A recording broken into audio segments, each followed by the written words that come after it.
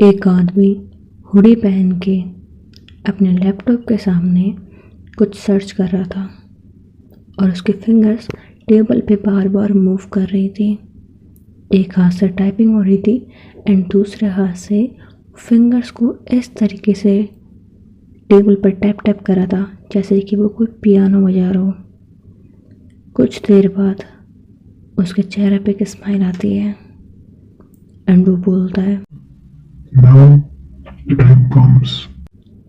ऐसे बोल के वो अपने साइड में से कुछ मेडिसिन उठाता है एंड उनके पीछे कुछ नाम पढ़ने लगता है एंड उन सभी मेडिसिन में से कुछ मेडिसिन वो निकाल लेता है एंड उन मेडिसिन का वो पाउडर बना देता है।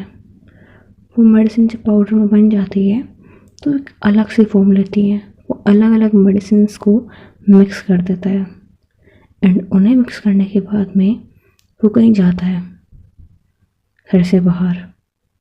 वो अपनी हुडी को अपने सर पर डाल लेता है। हुडी की कैप सर पे थी, उसका चेहरा दिखाई नहीं दे रहा था। वो रात के अंधेरे में बाहर घूम रहा था। वो एक टेलीफोन बूथ के बाहर जाता है, वहाँ फ़ोन उठाता है बट किसी को कॉल नहीं करता। थोड़ी देर बाद एक आदमी जो कि बाइक से जा रहा था, शायद वो कुछ डिलीवर करने के लिए जा रहा था, उसकी शर्ट देख के पता लग रहा था। तो उसके सामने वो आदमी जाता है। वो आदमी जैसे उसके सामने जाता है वो आदमी बोलता है, पागल हो क्या, मरना है तुझे? वो ऐसे बोल के गुस्से में उसकी तरफ देखता है, लेकिन वो देखता है कि सामने तो कोई नहीं है। वो कहाँ गया वो ये सोच रहा होता है एंड देखता है कि उसकी मेडिसिन वो नीचे गिर गई हैं। तो वो उन्हें उठाने लगता है एंड वो आदमी जो कि अभी इस इंसान से टकराया था, वो एक पेड़ के पीछे खड़ा होता है एंड वो सोचता है कि कैसे जब वो इस आदमी से टकराया था बाइक रुक गई थी उसकी, लेकिन रुकने के बाद में जब उसे टकराया था तो जो उसको सामान दे रहा था किस तरीके से उसने उसकी मेडिसिन को चेंज कर दिया था। वो एक स्माइल देता है एंड वहाँ से चला जाता है। वो आदमी जो मेडिसिन लेके आया था वो अपनी बाइक को लेकर के वो चला जाता है एक बहुत बड़े से घर के अंदर। और उस घर के अंदर जाते ही उसके सामने एक आदमी बैठा होता है। ये वही आदमी था जिसकी न्यूज़ अभी मीडिया में चल रही थी कि एक बिजनेसमैन की हुई डेथ। ये वही आदमी था जिसे उस डॉग ने बाइट किया था एंड ये जो इंसान आया था वो मेडिसिन डिलीवर करने के लिए आया था। एंड वो बोलता है, सर लीजिए मेडिसिन। तो जब मेडिसिन वो लेता है तो बोलता है, तुम्हें क्या हुआ, चोट कैसे आ गई? तो बोलता क्या करूँ सर, पता नहीं, पहले मेरी बाइक रोक लिया सामने आकर के एंड जैसे मैं नीचे उतरा टकरा गया मुझसे वो आदमी बिना बात के, पता नहीं कौन था। तो बोलता ठीक है ध्यान से जाओ, रातों वैसे गुंडे खूब घूमते हैं।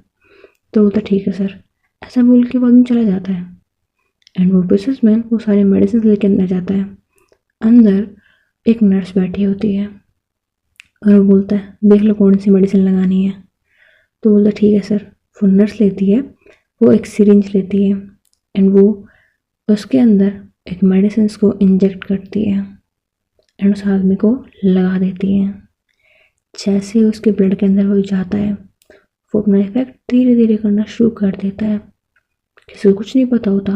वो नर्स भी वहाँ से चली जाती है। ये जो आदमी था वो एक बहुत बड़ा बिजनेसमैन था। इसके पास तो टाइम नहीं था कि हॉस्पिटल जाए, खुद का इलाज करवाए एंड ऑल। तो इसलिए बस इसने मेडिसिन मंगवाई एंड नर्स से ये अपने इंजेक्शन लगवा लिया। ये बोल के वो अपने रूम में चला जाता है। वो बहुत ज़्यादा टायर्ड था तो वो लेट जाता है बट फिर उसे याद आता है कि कुछ अजीब सा लग रहा है। उसे घबराहट होने लगती है तो वो खड़ा हो जाता है, अपने पसीने पहुँचने लगता है एंड फिर उसे याद आता है कि उसे तो ड्रग्स लेने की गंदी आदत है।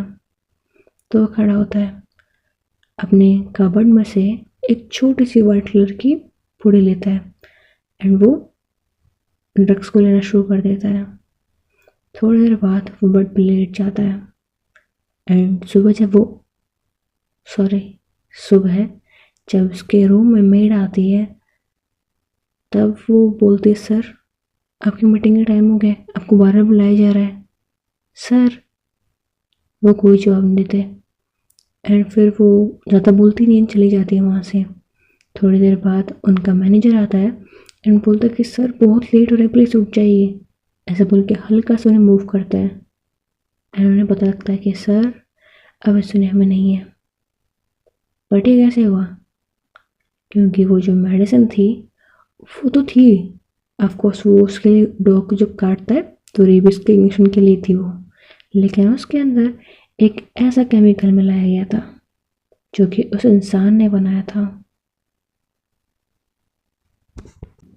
उस हुडी वाले पर्सन ने।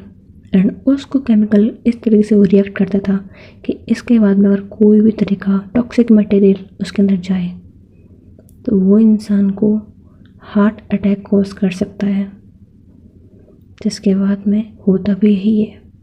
शायद उस इंसान को पता था कि इस आदमी को ड्रग्स लेने की आदत है, इसीलिए उसने सब कुछ किया।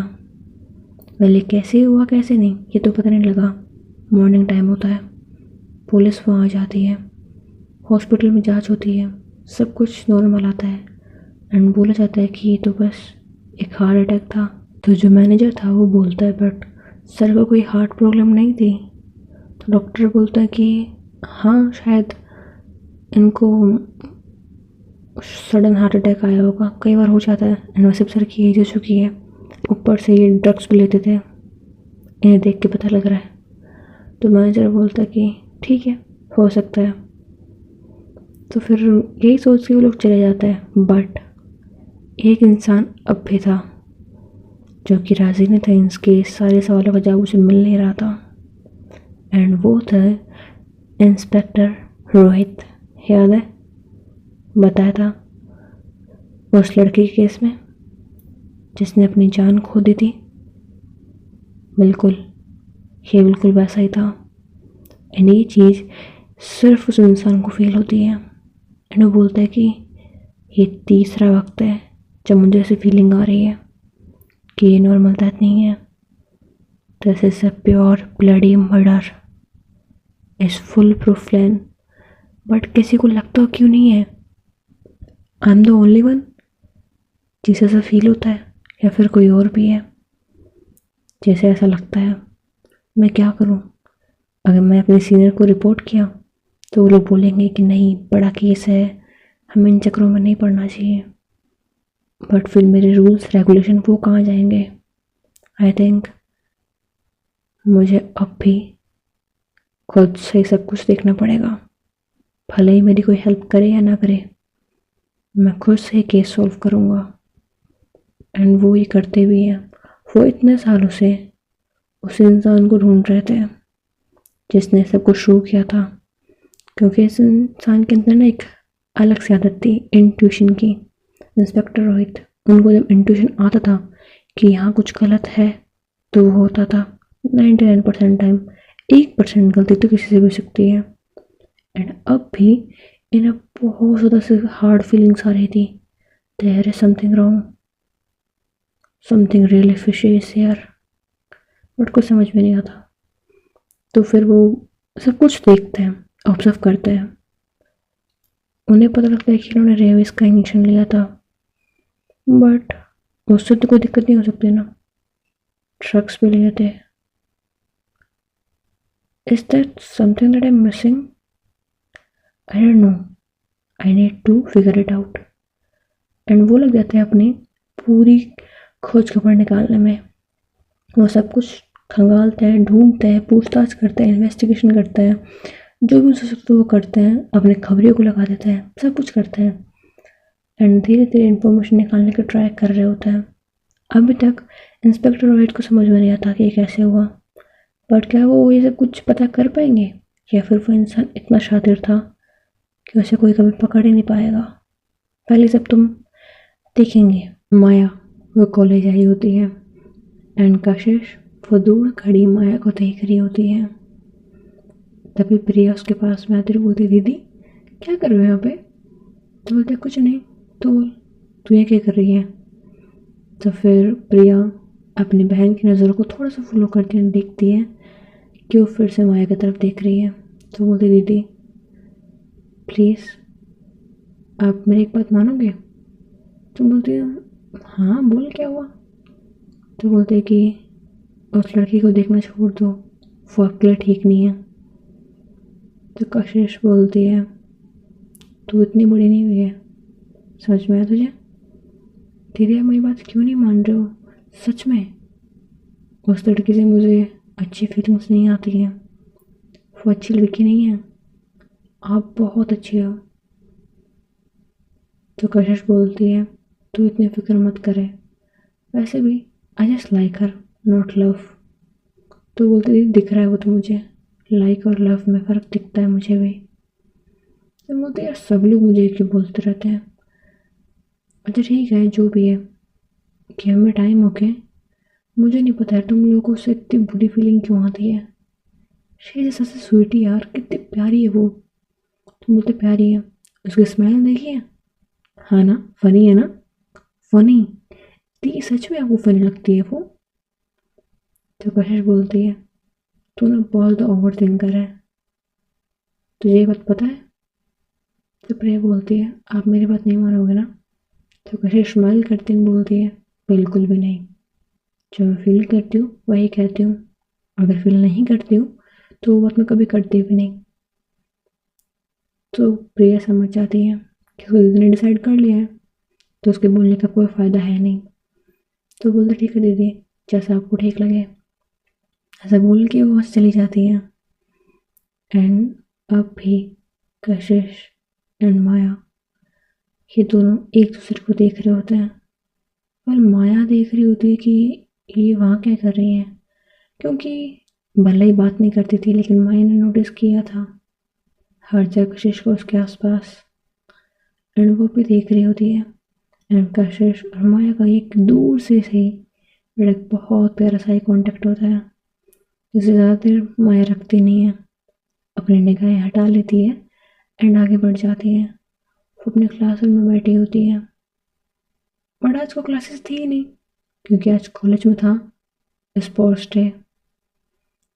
तो आज जितने भी स्पोर्ट्स पर्सन थे ना, वो सभी लोग गेम खेल रहे थे। एंड माया वो क्लास में अकेली बैठी थी, वो थोड़ी देर बोर होती है एंड वो बाहर चली जाती है घूमने के लिए।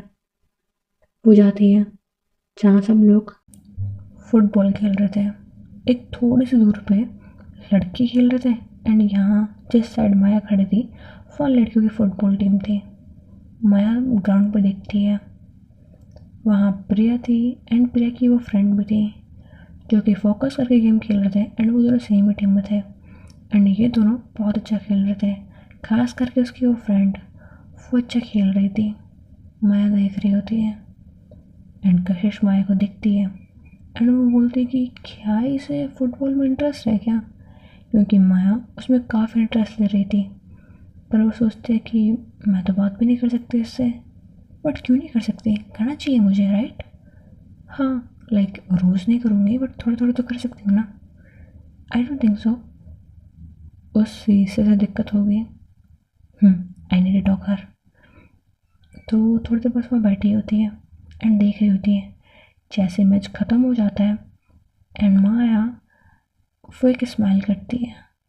जब माया स्माइल करती है तो वो क्रीपी बिल्कुल नहीं थी, आज इनोसेंट सी प्यारी स्वीट से स्माइल थी, जो कि सिर्फ कुछ पलों के लिए थी, लेकिन कशिश की नज़र सिर्फ माया पे थी। तो वो इतनी सी स्माइल देख कर ना उसका हार्ट वो बहुत तेज बीट करने लगता है, उसे कुछ फील होता है अपने दिल में। वो अपना हाथ अपने दिल पे रखती है, वो भी स्माइल करती है, बोलती है ये क्या फीलिंग थी, उसके चेहरे पे स्माइल देख के मुझे इतना से फील क्यों हुआ, एंड ये सिर्फ 2 पल की स्माइल क्यों थी, उसकी आंखों में शाइन क्यों थी। वो बहुत सोच रही होती है, मुझे समझ में नहीं आ रहा होता कैसा क्यों फील हो रहा है उसे। वो देखती है कि अभी हमारे कॉलेज ने ये मैच जीता है, क्या इसलिए? I don't think so. वो अपनी बहन की तरफ देखती है, वो लोग कितना ज़्यादा इन्जॉय कर रहे थे अपनी इस जीत को। तो बोलती कि आई डोंट नो वो क्यों स्माइल कर रही थी, पर जो भी है ठीक है। ऐसा बोल के वो बैठी होती है एंड फिर वो माया के पास आती है, माया वहाँ से जा रही होती है उसने देखा नहीं होता कि कशिश उसके पास आई है।